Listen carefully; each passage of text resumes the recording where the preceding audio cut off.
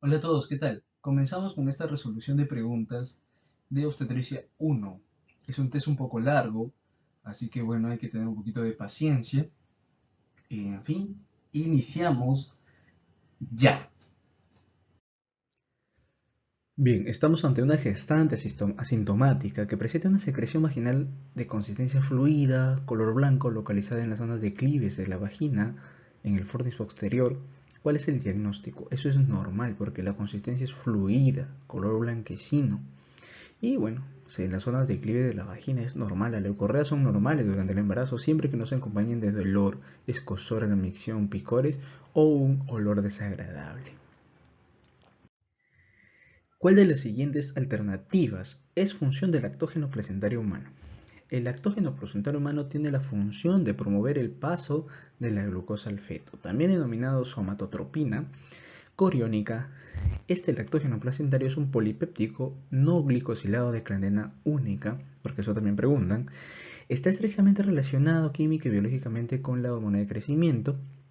Este polipéptido, este lactógeno placentario, se sintetiza y se secreta en el cincito trofoblasto y se detecta en el suero materno a los 20 a 40 días de gestación.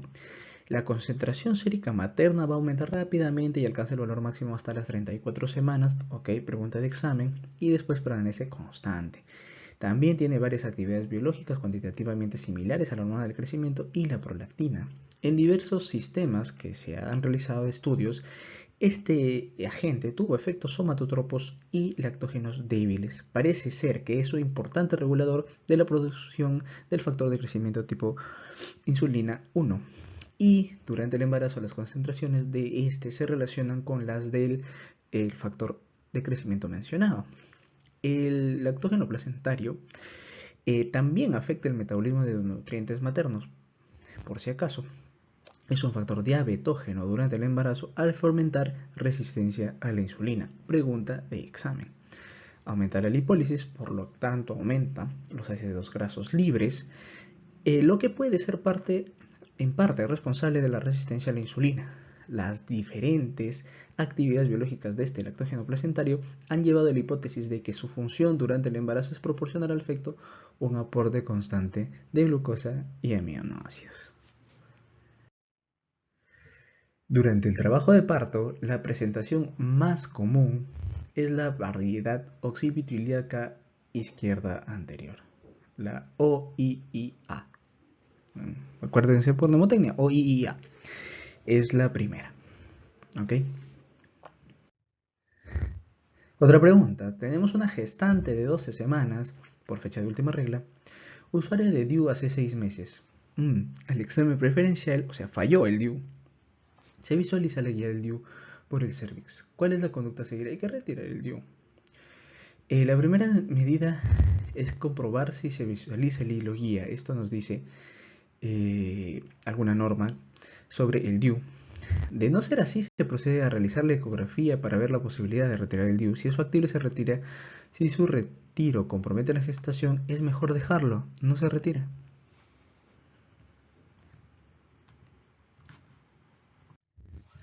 Al final del embarazo, ¿qué porcentaje de gasto cardíaco está destinado al útero? Es el 25%. Esto es una pregunta muy directa.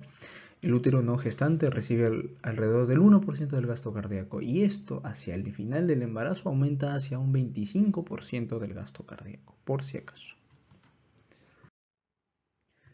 ¿Durante qué semana gestacional aparece el riñón definitivo? Esta es una pregunta directa. El metanefros aparece en la quinta semana, donde ya se desarrolla las partes excretoras que van a partir del mesodermo metanéfrico que darán lugar al riñón definitivo. El riñón, recuerden que tiene dos orígenes, el mesodermo metanéfrico que proporciona las unidades excretoras y el brote uretral que originará el sistema colector. Quinta semana es la clave. Con respecto a la fase 2 de la fecundación, ¿qué sucede cuando el espermatozoide entra en contacto con el óvulo? Es una pregunta repetida, una pregunta que ha venido varias veces. La permeabilidad de la zona pelúcida se modifica cuando la cabeza del espermatozoide entra en contacto con la superficie del ovocito. Se habla de la reacción cortical. La unión de las membranas del espermatozoide y del ovocito van a desencadenar esta reacción. El fenómeno inicia un incremento del calcio en el ovocito que produce una activación del metabolismo y una despolarización de la membrana del ovocito. Posteriormente, los gránulos subcorticales, situados justo debajo de la membrana del ovocito, liberan enzimas hidrolíticas en el espacio perivitelino. De esta forma, la zona pelúcida se impermeabiliza para el paso de nuevos espermatozoides, selección poliespérmica o fenómeno de inhibición poliespérmica. Se bloquean las sustancias fijadoras de los espermatozoides y modifica la estructura de la zona. Así que la clave es acá que cambia la permeabilidad de la zona pelúcida. Clave B. Acá una pregunta sobre una gestante de 39 semanas en fase activa del trabajo de parto. El feto está cefálico con deflexión y punto de referencia nasal. ¿Cuántos centímetros mide el diámetro que se presenta? Bueno, esto es una tablita que tienen que hacer y tratar de memorizarla. O sea, la tienen que hacer varias veces, la repiten, la escriben. Y es de acuerdo a lo que te presentan, ¿no? Aquí te dicen que la presentación está cefálica, con deflexión, o sea, una deflexión cefálica y un punto de referencia nasal. O sea, estamos ante una deflexión moderada y una variedad de presentación con respecto a la raíz nasal, o sea, la frente. Es una presentación de frente. Tiene una deflexión moderada, cefálica, deflexión moderada, y el punto anatómico toconómico es la nariz o la raíz nasal. El diámetro problema es el sincípito mendoniano, que es de 13.5. Así que esa es la clave. Apréndanse bien este cuadrito. Gestante de 34 semanas, antecedente de 2 partos de 39 semanas, un parto gemelar de 33 semanas, un embarazo ectópico, teniendo todos sus hijos vivos. ¿Cuál es la fórmula obstétrica actual? Bien. La fórmula obstétrica es un término que va a resumir la gravidez, como ya sabemos, y la paridad de un paciente. En particular, se suele expresar sobre G y P. ¿Okay? Por lo general no incluye el embarazo actual a menos que la pregunta lo especifique, ¿okay? Como en esta que nos dice que la fórmula debe ser la actual, ¿no? O sea, con la gestación actual, o sea, no como antecedente. Y eso es lo que debemos identificar primero en una pregunta tipo residentado, porque si nosotros tomamos nuestro propio criterio vamos a fallar. Entonces aquí, pues bueno, la gestación, la G, es el número total de embarazos, en este caso van a ser 5, y se cuentan todos, ¿no? Abortos, enfermedad de trofoblast, móralas, colocarcinomas y embarazos ectópicos. Y respecto ya a la P, vamos con el número de nacidos a término, luego el número de nacidos prematuros, el número de abortos, embarazos ectópicos, y el número de hijos vivos en la actualidad. Y es más o menos así como se maneja la fórmula. Claro que te pueden complicar con la pregunta, es cierto, pero recuerden que todas las preguntas difíciles van a ser difíciles para todos. No se hagan problema. En una gestante con bacteriuria sintomática, ¿a qué se le debe la ausencia de disuria? Bueno, es una pregunta de examen. El músculo liso se relaja por la acción de la progesterona y eso favorece la estasis urinaria, disminuyendo los síntomas urinarios. Es decir, ya no hay esa sensibilidad a la distensión. Fundamentalmente, a predominio de la unión útero-vesical y en vejiga, ya que los uréteres conservan su tono.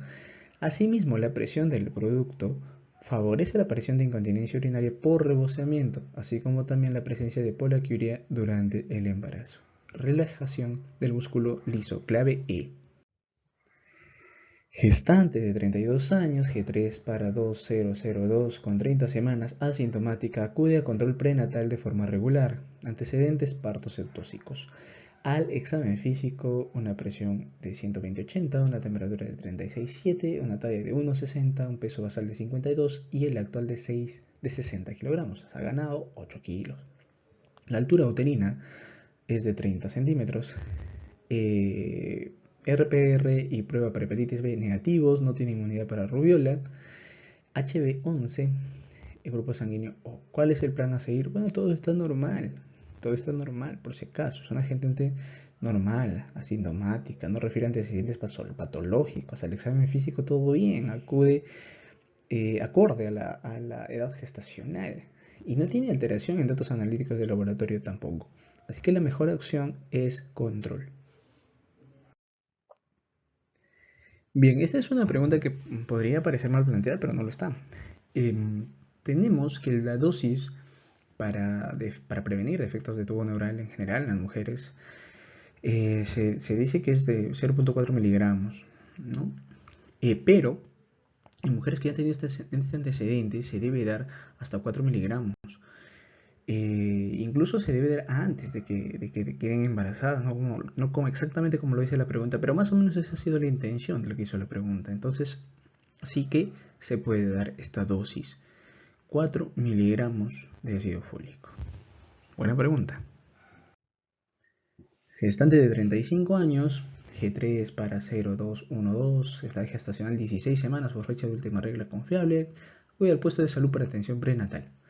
¿Cuál es el factor de riesgo más importante para transferencia de atención por especialista? O sea, eres un médico general, estás en tu serums, estás haciendo tu cribado, llega una gestante a control. ¿Y cuál de tus antecedentes te diría, no señora, mire, hay que referirla, ¿no? Hay que referirla a que la vea un especialista, puede ser un alto riesgo. Entonces, todos los datos referidos son factores de riesgo. Tanto la multiparidad, el antecedente de aborto, muerte neonatal previa, parto prematuro previo, gestante añosa. Pero de todos ellos, el que actualmente está, el de 16 semanas de gestación, así es, hará que enviemos ya a la gestante a un nivel superior de atención porque tiene un antecedente de parto prematuro previo. Y es lo que debe hacernos ya enviarla a un especialista en estos momentos. Clave D. Bueno, acá una pregunta directa, ¿cuál es la regla de Nageli? Y ahí les dejamos un cuadrito con otras reglas como la de Pinard, como la de Wald y a partir de los calendarios, ¿no? Eso sí deben recordarlo, es algo que se pregunta con bastante frecuencia y no siempre viene la misma pregunta. Así que si viene Nageli puede venir Pinard, puede venir Wald, puede venir el tema de los calendarios, ¿no? Otra vez la regla de Nageli. Esta es otra pregunta similar a una que vimos, o sea, ¿qué hacer? La siguiente indicación, y es que acá esta paciente, con respecto al trabajo de parto, debería aún esperar. ¿Por qué? Porque ¿cuáles son las características del trabajo de parto? Son contracciones uterinas que producen borramiento y dilatación cervical. Entonces, esta paciente tiene contracciones uterinas regulares, ya, ojo, desde hace 2 horas, pero no tiene pérdida de líquido amniótico, ok. Al examen obstétrico hay dilatación de 2 centímetros, ya está borrado, la altura de presentación 0. Bueno, no hay sufrimiento fetal, no hay desaceleraciones, así que pues todavía va a esperar, ¿no? Cuando una dilatación mayor de 3 centímetros y un borramiento mayor de 50, ya hablaríamos que se ha iniciado un trabajo de parto. Sí tenemos borramiento, sí tenemos algo de dilatación, pero necesitamos más de 3 centímetros y un borramiento mayor del 50%, aunque aquí te dicen que está borrado. Entonces, no sabemos exactamente cuál era la intención de este paciente, del que hizo la pregunta, pero con 2 centímetros sí que no podemos definir aún el trabajo de parto según nuestro partograma. Pensamos que por ahí es la intención del que hizo esta pregunta. Nos dice que la altura de presentación es 0, pero sí que está borrado, entonces por ahí la confusión, ¿no? Nos basamos básicamente en la dilatación y en que en que tampoco hay pérdida de líquido amniótico, ¿verdad? No nos da eso. Ok, una pregunta un poquito compleja, pero parece ser que esa fue la intención del que hizo esta pregunta. El conjunto organizado e integrado de actividades, tareas de atención de salud de la mujer es un programa de salud. Esto es una pregunta de salud pública más que todo, pero se hace referencia al programa, conjunto organizado e integrado de actividades y tareas para la atención de salud. Programa de salud. Luego de la ovulación, ¿hasta cuánto tiempo puede ocurrir la fecundación? Máximo un día, ¿no? Se ha calculado el tiempo fértil durante el cual el ovocito puede ser fecundado y dura entre 12 y 24 horas nada más. Ojo. ¿A partir de qué semana de embarazo la insulina fetal es la principal generadora de crecimiento? Sí, bueno, a partir de 20 semanas es una pregunta difícil. El páncreas fetal ya se puede identificar desde las 4 semanas de gestación. Las células alfa y beta desde la octava y novena semanas. La insulina se empieza a secretar desde la semana 8 a 10, pero no obstante, el crecimiento dependiente de insulina es hacia las 20 a 24 semanas. Es una pregunta difícil. ¿Cuál de los siguientes fármacos antihipertensivos está contraindicado en el embarazo? En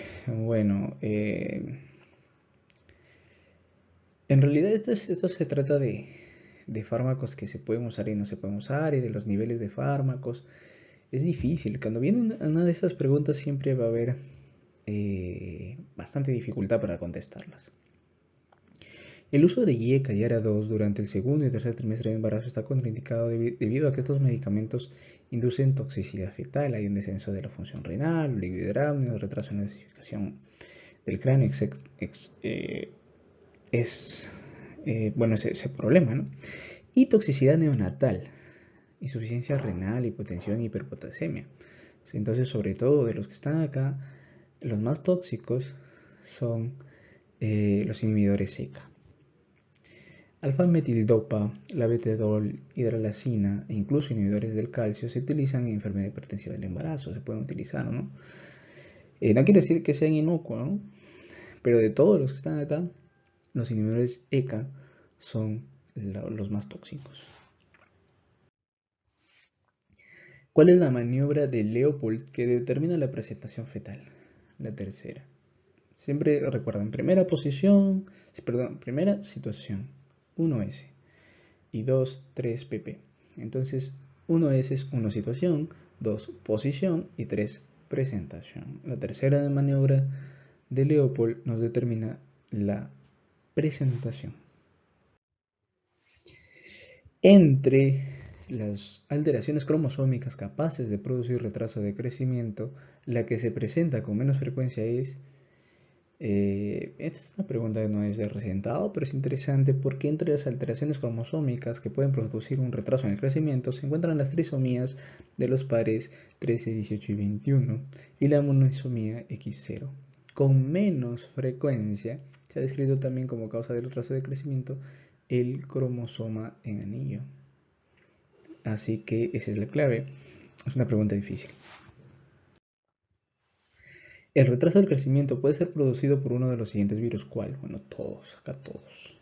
Y se acuerdan que citomegalovirus y rubiola, pues ya tienen la clave. El nivel de péptido C en el líquido amniótico está relacionado con la producción de insulina. El péptido C resulta la escisión de la proinsulina en insulina y péptido C, y su determinación en líquido amniótico mide la producción de insulina de un modo más fiel que la de esta misma. En el crecimiento fetal y dentro del factor hormonal influyen los siguientes compuestos hormonales excepto. La regulación hormonal es de naturaleza fetal e influye estimulando el crecimiento. La insulina actúa modulada por el factor de crecimiento tipo insulina tipo 1 y 2 que facilitan el transporte de glucosa. La hormona del crecimiento influye, pero poco, pero sí que influye. Al igual que el lactógeno placentario. También la hormona tiroidea. Pero el que no tiene ninguna acción en este ámbito es el glucagón. Así que esa es la clave. El crecimiento fetal es debido a las siguientes causas, excepto una. ¿Cuál de ellas? Em, bueno, de origen cromosómico, sí, porque está determinado genéticamente. Puede ser de origen infeccioso, sí, o sea, puede haber una alteración de este crecimiento por un origen infeccioso. De acuerdo, también el desarrollo placentario, puede haber una alteración también a la misma estructura de la implantación, ¿no? Y el desarrollo de la placenta. El 60% de los retrasos son de origen desconocido, así que también va esa clave, pero el origen medioambiental es el que se ha puesto en duda, ¿no? No se ha podido establecer una circunstancia exacta del origen medioambiental, así que esa es la clave. Bien, acá nos hacen alusión a una embarazada en el primer trimestre de gestación con antecedentes de hijos fallecidos por una inmunodeficiencia y cuyo defecto molecular en la familia ya es conocido. ¿Qué prueba diagnóstica es la más idónea para el diagnóstico prenatal de esta inmunodeficiencia? Es una pregunta del MIRES, una pregunta un poquito más difícil, por lo tanto. La principal ventaja de la biopsia corial en comparación con la amniocentesis de medio trimestre es que los resultados estén disponibles en una etapa temprana del embarazo, reduciendo así el periodo de incertidumbre y permitiendo que la terminación, si se elige, se realice en el primer trimestre. Como en el caso ya hay un antecedente de esta alteración, esta prueba es ideal. Biopsia corial a la 9ª semana. Igual la biopsia corial no es inocua, pero en este caso sí se puede y se debe hacer. ¿Cuál de los siguientes procedimientos es el más seguro para diagnosticar el sufrimiento fetal intraparto? Se realiza la microtoma fetal cuando hay signos de sufrimiento fetal. En el caso más indicado es cuando hay más de 30% de DIP2 en el monitoreo fetal. Microtoma fetal para evaluar el sufrimiento fetal intraparto. ¿Cuál de los siguientes marcadores de cromosopatías del primer trimestre tiene más valor? Bueno, una pregunta MIR, la sonolucencia local por sí sola es la que tiene mayor sensibilidad de todos los parámetros a evaluar. Cromosopatinas, aún así no llega a una sensibilidad óptima, recuerden, y se toman en cuenta otros parámetros. No va sola. Nunca, bueno, generalmente un examen solo es difícil, ¿no? Que sea totalmente sensible y nos permita un diagnóstico acertado, ¿no? La biopsia corial transcervical es la técnica de elección para qué? Para cuando se requiere un diagnóstico citogenético prenatal antes de las 12 semanas. La principal ventaja, ya como lo dijimos, es que se obtiene más pronto. ¿Cuál de las siguientes modificaciones farmacocinéticas es de esperar en el embarazo? Hay un aumento de la fracción libre de los fármacos ácidos débiles. Eso sí, en el embarazo hay una disminución de la concentración de albúmina, lo que va a aumentar las concentraciones de la fracción libre de estos fármacos. ¿Okay? No se olviden que la mayoría de fármacos son ácidos o bases débiles y ambos tipos de fármacos son afectados en mayor o menor medida de la misma forma por este descenso en la concentración de albúmina. ¿Cuál de los siguientes fármacos administrados durante el embarazo no se asocia a efectos indeseables en el recién nacido? Bueno, todos acá, excepto la eritro, bueno, que sí se puede utilizar en algunas infecciones durante el embarazo. Se debe tener cuidado con los AINES y los salicilatos por los efectos en el conducto arterial, como lo hemos comentado en neonatología, en las cardiopatías congénitas. Las benzodiazepinas pueden producir cuadros de dependencia postnatal, recuerden, y la clorpropamida es una sulfonilurea que ha sido asociada a eventos de hipoglicemia neonatal y teratogénesis. Es un fármaco de tipo C. De las siguientes afirmaciones, ¿cuál es falsa? Bien, los riesgos teratógenos son mayores en el primer trimestre de gestación, es cierto. Los riesgos de parto prematuro son máximos en el tercer trimestre de gestación. Los anestésicos generales pueden provocar hipoperfusión y hipoxemia fetal también. El riesgo de aborto espontáneo asociado a la anestesia es menor durante el segundo trimestre de gestación. Entonces, la hemorragia quirúrgica no influye sobre el bienestar fetal, falso, pues ya que la circulación placentaria tiene autorregulación. No, sí influye, de hecho que sí, ¿no? Clave D. En la incompatibilidad RH, ¿en qué situación de las enumeradas no está indicada la profilaxis con inmunoglobulina anti-D? Bueno, si a las 28 semanas de embarazo yo le hago una detección de anticuerpos a la madre y está positiva, quiere decir que ya está sensibilizada, ya no hay motivo para administrar la profilaxis. ¿En cuál de los siguientes casos no está indicada la profilaxis anti-D en una mujer RH negativa siendo el padre RH positivo? Bueno, a las 40 horas del parto con test Coombs indirecto positivo. Si ya está sensibilizada, no se puede. No se debe usar, ya no sirve. ¿Cuál de los siguientes hechos sobre la placenta humana es correcto? Necesita glucosa y aminoácidos de la madre para crecer. Eso es cierto. La placenta humana, el blastocisto se incrusta en la decidua y parte de él se convierte en la placenta que invade la decidua y el miometrio y erosiona las arteriolas espirales para convertirlas en grandes lagos que permiten la máxima perfusión de la placenta. La oxitocina causa contracciones uterinas y puede causar separación placentaria y, por lo tanto, no produce oxitocina, sino que produce estrógenos y progesterona. La placenta es un órgano activo que produce varias hormonas y necesita glucosa y aminoácidos para crecer. La placenta ayuda a transferir los productos excretores del compartimento fetal excretados del compartimento fetal a la madre. No está muy inervado ya que no hay un propósito específico con tal inervación. Con respecto al aumento del gasto cardíaco, ¿cuál de las siguientes opciones es correcta? Bueno, el gasto cardíaco en la gestante, ¿no? Se supone. Puede precipitar insuficiencia cardíaca en mujeres con enfermedad cardíaca, sí que lo puede resultar.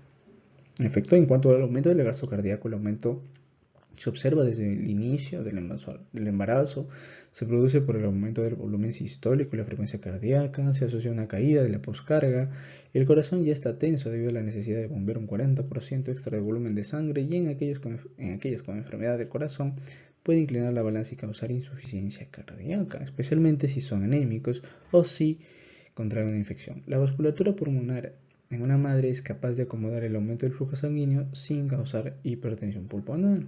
Todos estos son cambios fisiológicos de la gestación. Considerando la función respiratoria durante el embarazo, ¿cuál de las siguientes afirmaciones es correcta? La capacidad materna de transporte de oxígeno aumenta más o menos en un 18%. Considerando la función respiratoria en el embarazo D es correcta, pues la progesterona sensibiliza al bulbo raquídeo y no a la médula suprarrenal en respuesta al CO2.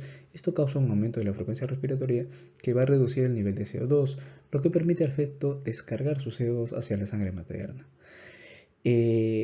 No la presión de oxígeno materna, pero sí la capacidad de transporte de oxígeno de la sangre va a aumentar un 18%. O sea, no la PA, sino la capacidad de transporte de oxígeno. Hay un aumento del 2,3-disfosforilerol materno que desplaza la curva de disociación materna de oxígeno hacia la derecha, porque si hay un aumento va hacia la derecha, lo que facilita que el aporte de oxígeno al feto. Esto es fisiología cardíaca incluso, cardiovascular. Hay un 40% de aumento en la ventilación minuto debido al aumento del volumen tidal de 500 a 700. ¿Okay? Entonces, todos estos son cambios fisiológicos en la gestación.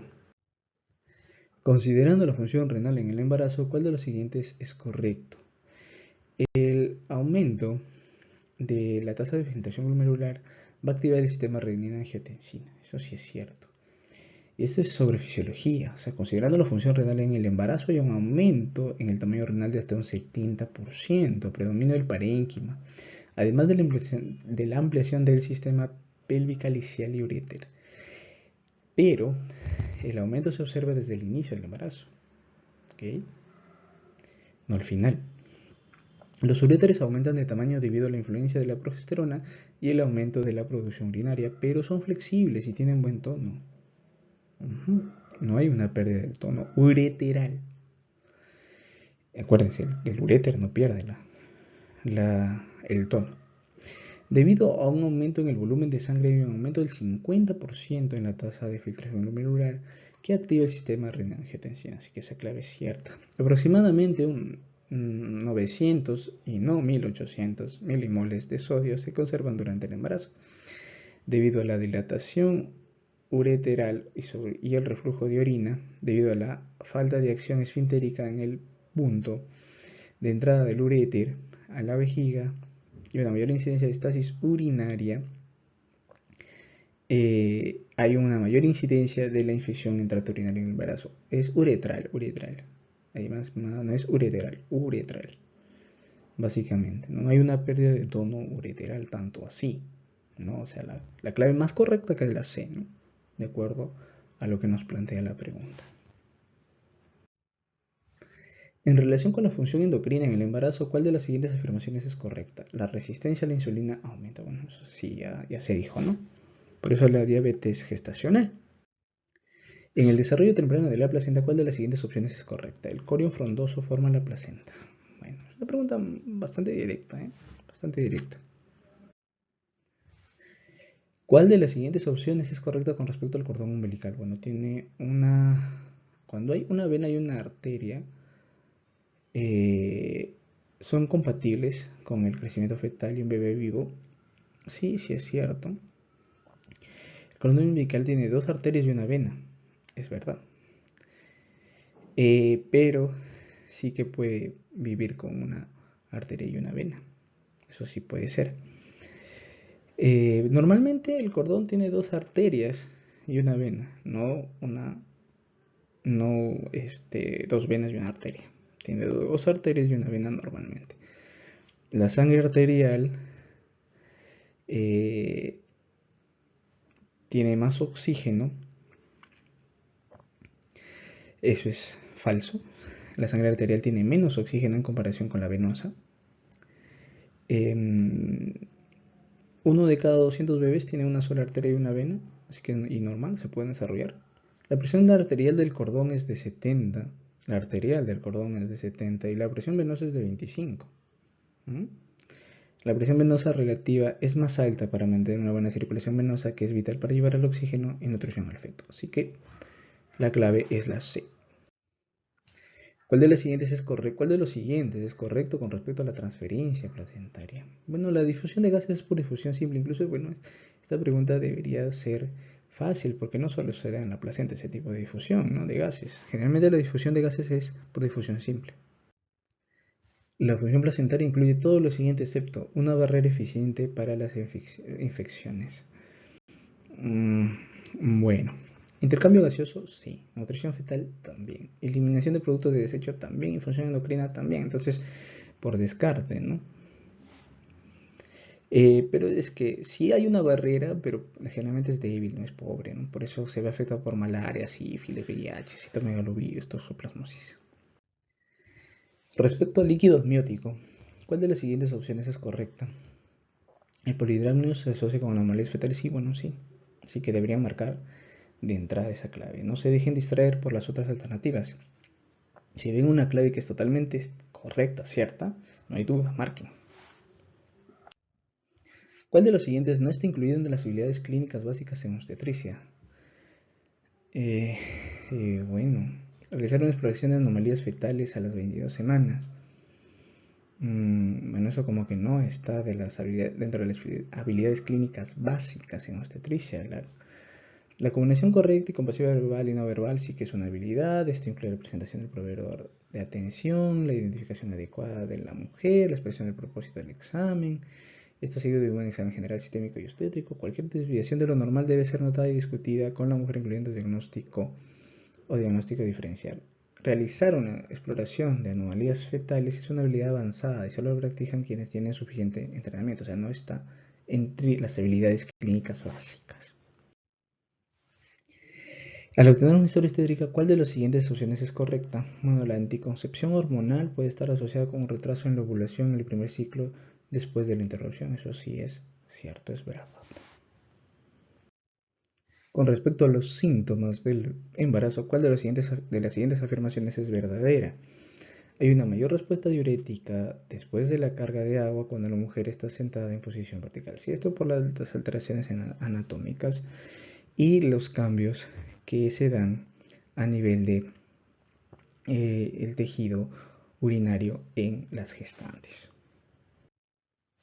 Durante el embarazo, ¿cuál de las siguientes afirmaciones es correcta? Si la compresión de la vena cava inferior no se reconoce por un periodo prolongado, puede ocurrir un compromiso fetal secundario a una reducción de la circulación útero-placentaria. ¿Sí? Puede haber ese tipo de problemas en la gestante. Y bien, última pregunta. El examen pélvico durante el embarazo, ¿cuál de las siguientes opciones es correcta? El examen vaginal digital está contraindicado en embarazos eh, posteriores en casos de hemorragia anteparto hasta que se puede excluir la placenta previa.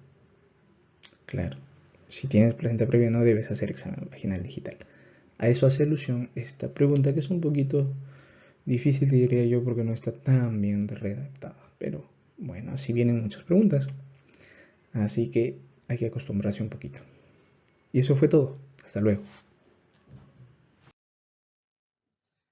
Y bien, una pregunta que es un poco recurrente y nos hace recordar que para citomegalovirus no se recomienda hacer una prueba de rutina. ¿Por qué? Porque es prácticamente ubicuo, se presenta ya en todas las madres, casi todas han tenido contacto, es alta la contagiosidad y alta la presencia ya de haber tenido un contacto con citomegalovirus. Para hepatitis B sí que se hace, incluso hay que inmunizar activamente al bebé cuando nace, y la madre tiene pruebas positivas para la presencia de hepatitis B activa, sobre todo antígenos de cori.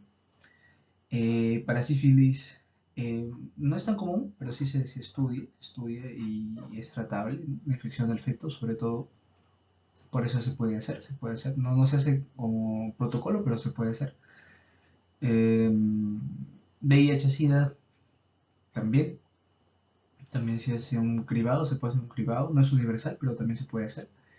Rubiola causa grandes malformaciones congénitas, entonces también se puede hacer un tamizaje, pero en cambio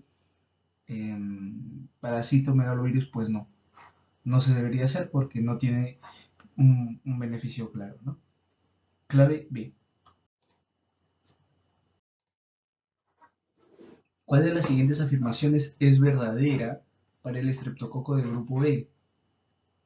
Mm, bien, ya hemos hablado mucho del estreptococo del grupo B, que es una bacteria gram positiva y es un organismo comensal que se encuentra en la nariz, orofaringe, nasofaringe, canal anal, vagina.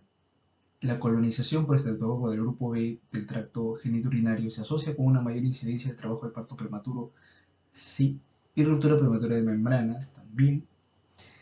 La detección no es de rutina, eso sí, en el Perú no se realizan exámenes de detección, pero existe un historial de alto riesgo, ¿no? Entonces, si existe este historial de alto riesgo, se puede hacer, se puede tomar las precauciones adecuadas y la terapia antibiótica, ¿no?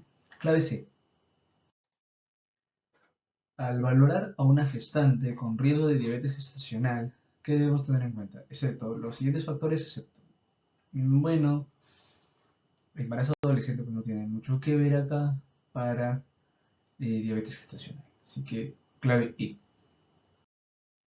Bien, otra pregunta sobre el ácido fólico. Hemos hablado sobre la dosis y la dosis un poco que puede ser polémica, pero en el caso de la recomendación y a quienes se debe administrar este suplemento ya es un poquito más fácil. No tiene nada que ver con el síndrome de Down. Recuerden, ¿no? Puede ser por translocación, puede ser por elección, etcétera. Pero no se da por una alteración con el ácido fólico. Así que la clave E, claramente. ¿Cuál de las siguientes afirmaciones es incorrecta en el embarazo? Bueno, en el alcohol, con respecto al alcohol, no se ha establecido un nivel mínimo. No hay un nivel mínimo que nos dé seguridad. Eh, Fumar es dañino, sí. El coito en el embarazo no está contraindicado. Bueno, en ciertos contextos podría estar contraindicado.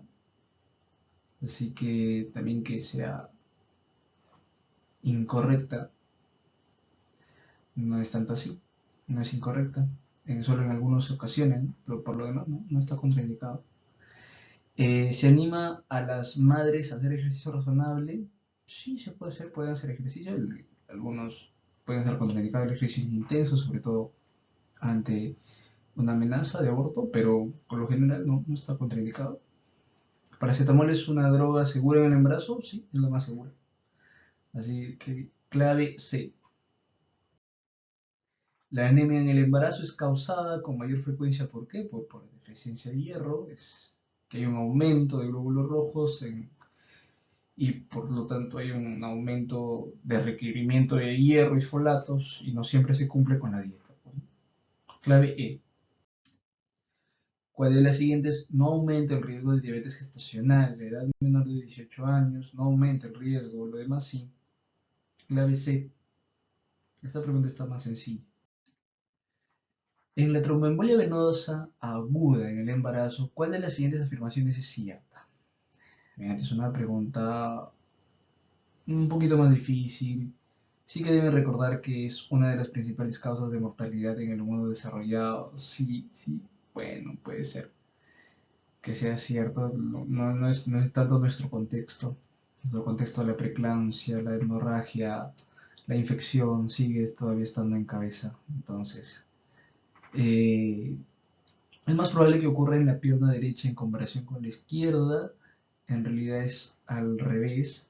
Es al revés. Puede diagnosticarse usando el dímero D. Puede diagnosticarse usando el dímero D. Recuerden que la sensibilidad del dímero D en gestantes disminuye bastante. Por lo tanto, esta afirmación ya esto se altera. No es tan cierto. Es 2 veces más probable que en el estado no gestacional. No es 2 veces, es más, es como casi 8 veces, 10 veces, es mucho más. No se trata con warfarina, se trata con heparina, porque la warfarina, recuerden que se asocia con una embriopatía y problemas de sangrado fetal, así que no se utiliza ahí. Clave D. En comparación con las mujeres con un índice de masa corporal normal, la obesidad en el embarazo se asocia con mayor riesgo de preeclampsia. Hay dos grupos de preeclampsia, el más grande que sí se puede asociar con el índice de masa corporal y el otro que se asocia allá a problemas placentarios desde el inicio, ¿no? Desde el inicio de la presentación y la formación, la proliferación del estrofoblasto. Entonces, sí que eso hay mayor riesgo de preeclampsia por obesidad, sí también porque bueno, va a haber una alteración en, en la placentación también en mujeres obesas. Bien, eh, que dice resultados de embarazos similares, no tiene nada que ver ahí. Una tasa de natalidad más alta, no. Eh, una menor tasa de aborto espontáneo, hay mayor tasa. Hay una tasa de mortalidad más alta, una mayor tasa de aborto. La eficacia es similar en la prueba de torsión, no, es más difícil realizar la ecografía en pacientes obesos en general. Clave A. Con respecto a la epilepsia y el embarazo, ¿cuál de las siguientes afirmaciones es verdadera? Bien, las mujeres con epilepsia tienen un 4 a 5% de posibilidades de tener un hijo que desarrolle epilepsia. Eso es cierto, 4 a 5%.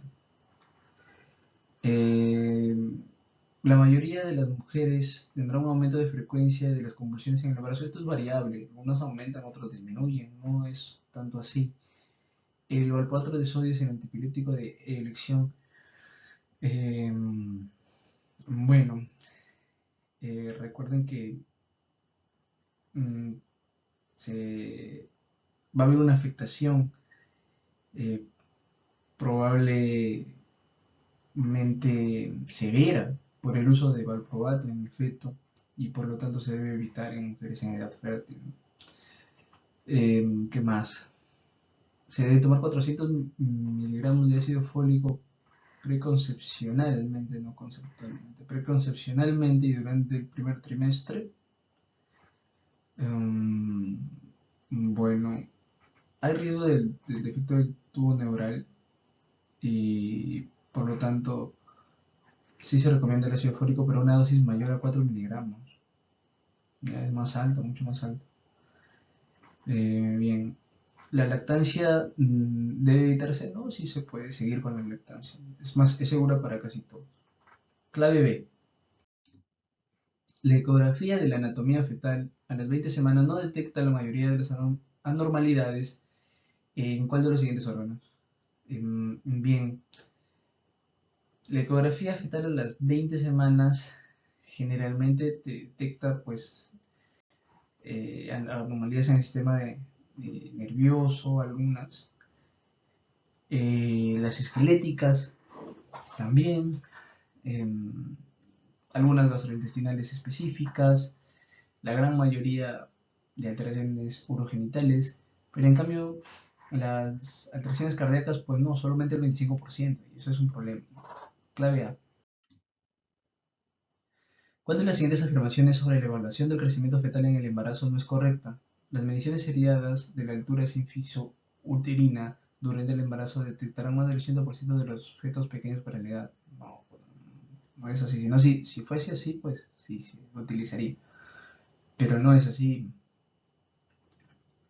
La medición progresiva de la circunferencia abdominal es lo que te da la mejor medida de crecimiento fetal, ¿no? Bien, pero no así la altura sínfisis uterina. Esa no es la clave. Clave C. Bien. ¿Cuál de las siguientes pruebas utilizadas en el tratamiento de mujeres con embarazo de alto riesgo ha demostrado mejorar el resultado fetal en ensayos controlados aleatorios? Una pregunta difícil. Pero la única prueba que ha demostrado en este caso es la medición del flujo sanguíneo de la arteria umbilical por Doppler. Entonces, es lo único que te demuestra. Es una pregunta bastante difícil en este caso, pero sí que tiene que ver mucho el ultrasonido Doppler en estos casos, en este tipo de pacientes. Clave B. ¿Cuál de los siguientes parámetros de ultrasonido fetal son medidas indicativas de anemia fetal? Cuando tú mides el flujo sistólico máximo de la arteria cerebral media, vas a evaluar el flujo de distribución cerebral. Entonces, cuando hay anemia, el cuerpo lo que hace es proteger al cerebro y una redirección de sangre al cerebro para mantener el suministro de oxígeno adecuado. Por lo tanto, va a haber un aumento en el flujo de la arteria cerebral media. Clave I. ¿Cuál de los siguientes es diagnóstico de trabajo de parto? Contracciones uterinas dolorosas y cambio cervical. Cambio cervical. Cambio cervical más contracciones. Una definición básica de inicio de trabajo de parto. Clave D. En el parto normal, ¿cuál de las siguientes afirmaciones es correcta? Se dice que la cabeza fetal está encajada cuando la parte ósea del vértice ha descendido a nivel de espinas isquiáticas. Eso es lo correcto. Decir que la duración normal de la segunda etapa del trabajo de parto en una mujer que ha recibido analgesia, es nulípara, epidural, se considera comúnmente de hasta 2 horas, no, pues puede durar más, ¿no? Es nulípara. Se dice que en promedio puede ser 3 horas, ¿no? Pero de 1 a 3 horas, pero puede durar más. La madre experimenta una sensación de dolor cuando el cuello uterino se dilata por completo. Y la dilatación del cuello uterino en sí no es lo que duele es las contracciones uterinas, ¿no? Es lo que produce dolor, ¿no? Por lo tanto, no es tan cierta esta pregunta. Eh, el método preferido para la expulsión materna es el empuje continuo, ¿no? Bueno, se dice que el empuje, o sea, los pujos, los jadeos, estos periodos de empuje deben ser cortos, ¿no? Se deben combinar con periodos cortos, luego un periodo prolongado, ¿no? Entonces, esta variación de periodos cortos con periodos de jadeo, ¿no? Para respirar, para tomar aire, permite una mejor distribución de la fuerza en los tejidos vaginales y perineales para que la cabeza pueda avanzar. Entonces, si no hay esta relajación, la cabeza no avanza. La cabeza fetal debe mantenerse en una actitud de flexión hasta que haya pasado el introito. Bueno, recuerden que no, que hay flexión, extensión, entonces es una pregunta un poco, bueno, es una alternativa un poco incorrecta. Entonces acá la más correcta es que la cabeza fetal está encajada, se llama encajado, cuando ha descendido a nivel de las espinas isquiáticas. Clave B. Con respecto a la cesárea, ¿cuál de las siguientes afirmaciones es correcta? Casi todos los bebés con una presentación de cara son a tener de cara cesárea, ¿no? Es toda una mnemotecnia que tenemos. Bien, la tasa creciente de cesáreas observada en los últimos años ha resultado en una disminución correspondiente en la tasa de administración instrumental. No, sigue siendo hasta el 10%. Las mujeres que han tenido, esto porque la indicación necesaria pues es otra, ¿no? Muchas cesáreas que podrían ser partos vaginales. Las mujeres que han tenido una cesárea anterior de segmento inferior no pueden intentar el parto vaginal en un embarazo posterior. Sí, sí lo pueden. Pueden intentar un parto posterior siempre que no haya pues otros factores clínicos de riesgo, ¿no? Pero sí lo pueden intentar. Una cesárea segmentaria previa conlleva un mayor riesgo de licencia de cicatriz que una cesárea clásica porque el segmento inferior es más delgado. Bueno, el riesgo de licencia es mayor con la cesárea clásica anterior. Es mayor. Ok, entonces por ahí tener cuidado.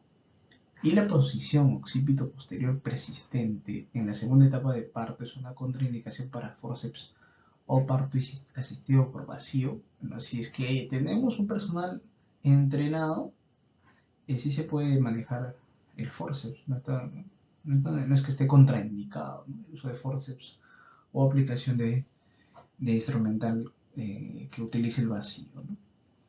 Bien, clave E. Los cambios fisiológicos en el puerperio incluyen, bueno, hay un estado de hipercoagulabilidad, ¿no? En, el, en la madre, ¿no? Sobre todo el aumento en el periodo de puerperio inmediato, ¿no? Porque se dice que el cuerpo aumenta la capacidad de controlar la hemorragia. Por eso. Entonces, clave B. Enfermedad depresiva en el embarazo. Todas son verdaderas excepto sea la falsa. Mucho cuidado leyendo las preguntas porque hemos estado haciendo las tutorías y por ahí nos damos cuenta de que leyendo las preguntas se están equivocando. Bien. Muy bien. Bueno, es una pregunta un poco debatible. Es cierto que los ISRS no aumentan las malformaciones congénitas en embarazos, se han asociado a defectos de tabique ventricular, mayores tasas de aborto, RCIU, hipotermia, hipoglucemia, hipertensión pulmonar, es cierto. No obstante, se trata de dar la dosis mínima porque los efectos de la epilepsia en sí misma, o la depresión en sí misma, en este caso eh, pueden, pueden producir mayor alteración o mayor comorbilidad en el feto. Es por eso que se continúan dando en el embarazo. Pero sí se han asociado a alteraciones. Además aquí la clave sale por descarte, ¿no? Incremento de la pérdida, restricción, hipertensión, hipoglucemia y el otro dice que no aumenta. Bueno, por descarte salía la clave. Bien, obviamente una historia familiar de preeclampsia debería desencadenar una mayor vigilancia prenatal. Esta pregunta es clara. Se habla de cordón corto cuando la longitud del mismo es menor de 30 centímetros. 30 centímetros. ¿Cuál es el score Bishop en esta gestante? Es un score de 7. Ya recuerden que tiene una posición intermedia le da un punto, la consistencia blanda 2 puntos, acorramiento 80%, le da 3 puntos, la dilatación 0, bueno, 0 puntos, una estación de menos 2, 1 punto, tiene un total de 7 puntos. A recordar siempre el score de Bishop. Muy preguntado el score de Bishop. Muy bien, es una pregunta de una primigesta que tiene un control prenatal, se le detecta que es RH negativo, solicita al esposo y también se denota que también es negativo. ¿Cuál es la conducta a seguir? Bueno, seguir con sus controles de rutina, no hay nada más que hacer. Ok, ella es negativo y él es negativo. normal, se sigue con sus controles prenatales normales.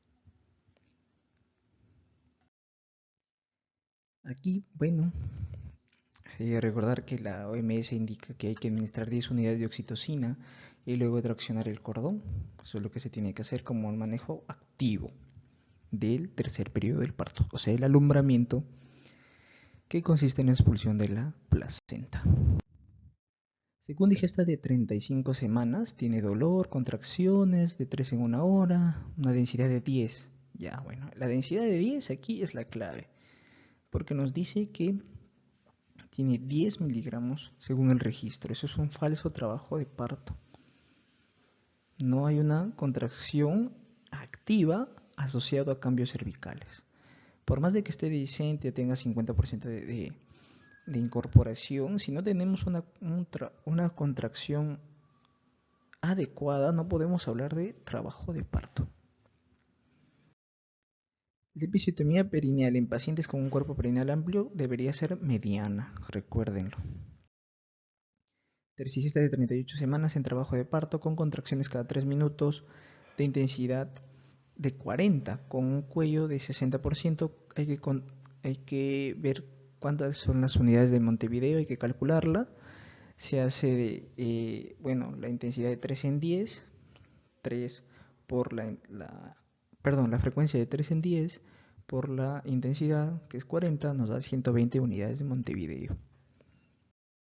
La maniobra, que consiste en imprimir el cordón umbilical hasta la vulva, se denomina la maniobra de Wagner. Se contraindica en pacientes con incompatibilidad RH.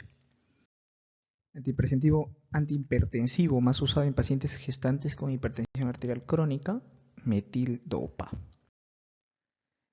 ¿En cuál de los siguientes casos la alfa-fetoproteína en sangre extraída a las 14 semanas de gestación suele estar elevada? Cuando hay un defecto del cierre del tubo neural. Recuerden, alfa-fetoproteína elevada, defecto del tubo neural, alfa-fetoproteína baja, síndrome de Down. Bien, esta paciente es una gestante que viene porque su hijo le diagnosticaron hace 5 días varicela, pero ya tiene 24 semanas. Entonces aquí hay que tranquilizarla, no hay riesgos fetales, recuerden que es antes de las 20 semanas y luego en las 3 últimas semanas. Entonces a las 24 semanas no hay un riesgo, se le tranquiliza, no pasa nada. Las arterias conocidas con nombre de arqueadas están situadas ¿dónde? En el miometrio. Los linfáticos que procedentes de la mitad superior del cuello uterino tienen su primera estación ganglionar ¿en dónde? ¿Dónde drenan? En los ganglios interilíacos. Pregunta de anatomía. Las fibras parasimpáticas que inervan el aparato genital se originan en el plexo sacro y dan origen ¿a quién? Al nervio pélvico. Nervio pélvico proviene de las fibras parasimpáticas del plexo sacro. Las llamadas células intercalares o en cuña están situadas a nivel de la mucosa tubárica. Estas células son uno de los 3 tipos de las células de mucosa tubárica. Están derivadas de las células secretoras y se ubican ahí, en la mucosa tubárica.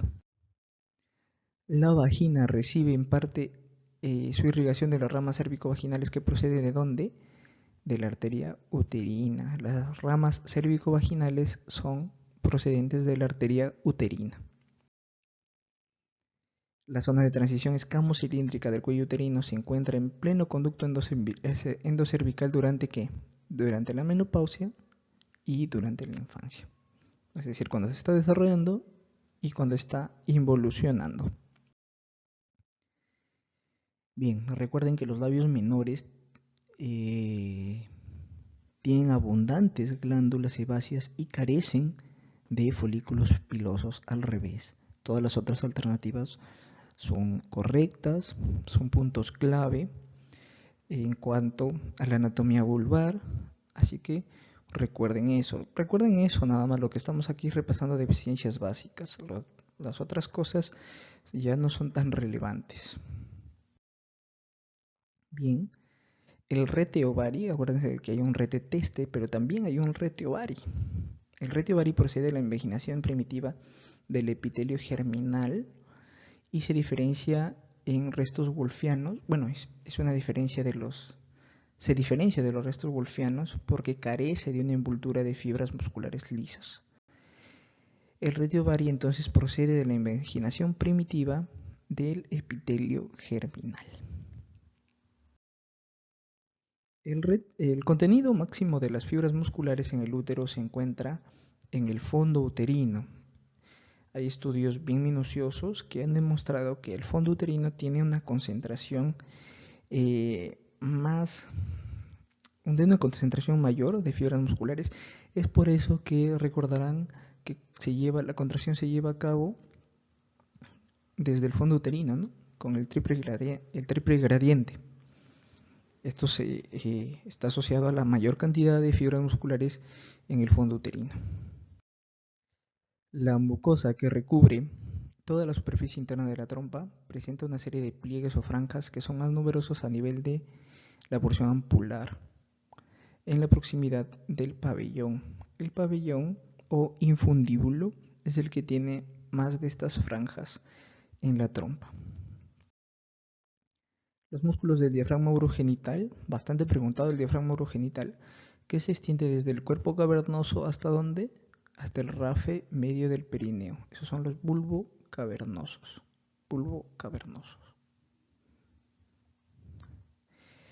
Bien, los bulbocavernosos rodean la terminación inferior de la vagina y se extienden desde estos cuerpos cavernosos hasta el rafe medio del perineo. Esos son los bulbocavernosos. El plexo venoso pampiniforme, donde se encuentra a nivel de ovario, plexo venoso pampiniforme. Células germinales primitivas, ¿de dónde se originan? Desde el endodermo, antes de la diferenciación del mesodermo. Entonces derivan desde el endodermo las células germinales primitivas.